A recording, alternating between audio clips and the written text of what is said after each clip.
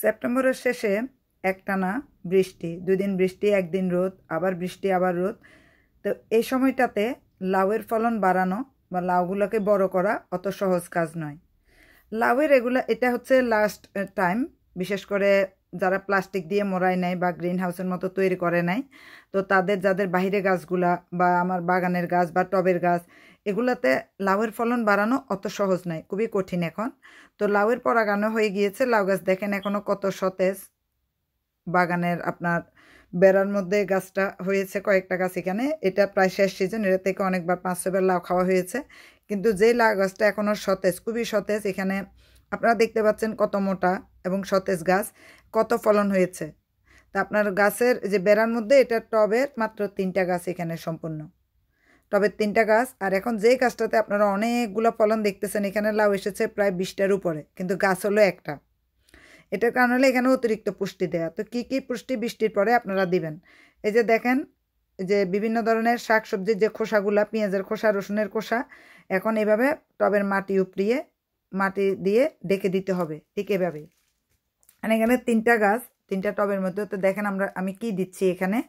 তো এখানে বৃষ্টি যেহেতু হচ্ছে রেগুলারলি, মাটি খুবই ভিজা, তাই এভাবে আপনারা শাকসবজির এবং খোসাগুলো যদি দিয়ে দেন, কিছু খড়কুটা দিয়ে দেন, আর উপর থেকে এভাবে কিছু ডিম ভেঙে দিয়ে দেন, এই যে দেখেন, তাহলে কিন্তু এখানে কোনো পোকামাকড়, স্নেল বা শামুক ঝিনুক যেগুলো গাছ ক্ষতি করে, গাছের ক্ষতি করে, তারা উঠবে না, কারণ তারা কেটে যাবে। তাদের ত্বক খুবই নরম, সফট, আপনারা সবাই জানেন সেটা। তো এইভাবে আপনারা বিশেষ করে শুধু যে শাকসবজি ফলমূলের খোসা দিবেন তা না, আপনারা গুঁড়ো সারটাও দিতে পারেন। আমি এই যে কলার খোসা ভিজিয়ে রেখেছিলাম, তো কলার খোসাগুলো আমি দিয়ে দিচ্ছি এখানে। এই যে দেখেন, কলার খোসাগুলো আমি দিয়ে দিচ্ছি, কারণ এখন আর পানি দেওয়ার মতো অবস্থা নেই, যেহেতু বৃষ্টি হচ্ছে। রোদ উঠবে, আবার রোদ উঠার পর বৃষ্টির পরে আপনারা 2-3 দিন পানি দেওয়া বন্ধ রাখবেন, রোদ যতই উঠুক, কারণ এগুলো হচ্ছে শীতের রোদ। আর এখানে যদি আপনারা কিছু খড় দিয়ে দিতে পারেন, খড়কুটো বা শুকনো পাতা, তাহলে এই যে এখানের যে ভিজে ভিজে ভাবটা খুব তাড়াতাড়ি টেনে যাবে এবং গাছের লাউগুলো খুব দ্রুত বড় হতে থাকবে। আর ডিমের খোসা অবশ্যই রেখে দিবেন। আবার ডিমের গুঁড়ার যে খোসার যে গুঁড়ো আছে, গুঁড়োটাও আপনারা এই মাটির সাথে মিশিয়ে দিতে পারেন। তা আপনার গাছের যে ডগা যত বেশি মোটা, আপনার লাউগুলো তাড়াতাড়ি মোটা হবে এবং পুষ্টিটাও তাড়াতাড়ি নেবে। এখন ডিমের খোসাগুলো আমি রেখেছিলাম গুঁড়া করতে শুকিয়ে, কিন্তু রোদ হইতো না, শুকাবো কোথায়, তার চেয়ে ভেঙে আমি দিয়ে দিচ্ছি। আর এই যে দেখেন লাউ অনেকগুলো হয়েছে, এরকম ছোট ছোট লাউ, তো এগুলো বড় করতে হবে। তো এগুলো বড় করার উপায় হলো একটাই, সেটা হলো রেগুলার এভাবে গাছের নিচে বৃষ্টি হলেও 1 দিন পর পর এগুলো খাবার দিয়ে দেয়া। শুকনো পাতা যদি দেন, এভাবে মাটি উপড়ে তাড়াতাড়ি পচে যাবে এবং পানিটা টেনেও নিবে গাছের গোড়া থেকে। এই জন্য আপনারা সিজনে, যারা বিশেষ করে যারা লন্ডনে থাকেন, যে পাতা জরা শুরু হয়ে যাচ্ছে, আপনারা 1 বস্তা পাতা আপনাদের কুড়াইতে হয় না, কারণ এটা যারা ক্লিনার আছে তারা কুড়িয়ে বস্তা বস্তায় ফেলে রাখে, গাড়ি এসে নিয়ে যায়। তো এখানে আবার দেখেন মাছের কাটা কুটি রেখেছিলাম আমি অনেকগুলা, পাশে হলে পেঁয়াজ রসুনের খোসা আছে সেগুলা, তারপর আলুর খোসা আছে, আর ছোট ছোট করে কেটে দিয়েছি হলো কলার খোসা। তো আমি এভাবে এটাকে আবার ঢেকে দিচ্ছি মাটি দিয়ে। তো এভাবে যদি আপনারা করতে পারেন, তাহলে যে দেখেন এখানে আমি রেখেছিলাম হলো ধনিয়া পাতা, তো বাইরে রেখেছিলাম ফ্রিজে না রেখে, এটাও বাগানের ধনিয়া পাতা, তো ওইটা দেখাচ্ছে হলুদ হয়ে গিয়েছে, এটা আর খাওয়া যাবে না, ওইটাও আমি দিয়ে দিলাম। এটা যেহেতু বৃষ্টি এবং মাটিগুলো ভিজা ভিজা, সময় লাগবে না, সময় সময় লাগবে না, মাত্র 2-3 দিনে দেখবেন এগুলো পৌঁছে গিয়েছে। আপনারা সপ্তাহে 2 দিন এভাবে দিতে পারেন যখন বৃষ্টি হয়। আর বৃষ্টি না হলে তো এটা ভিজিয়ে আপনারা পানি দিয়ে দিতে পারেন। তো দেখেন এই লাউটা মাত্র পরাগায়ন হয়েছে 5 দিন, 5 দিনে লাউটা কত বড় হয়েছে।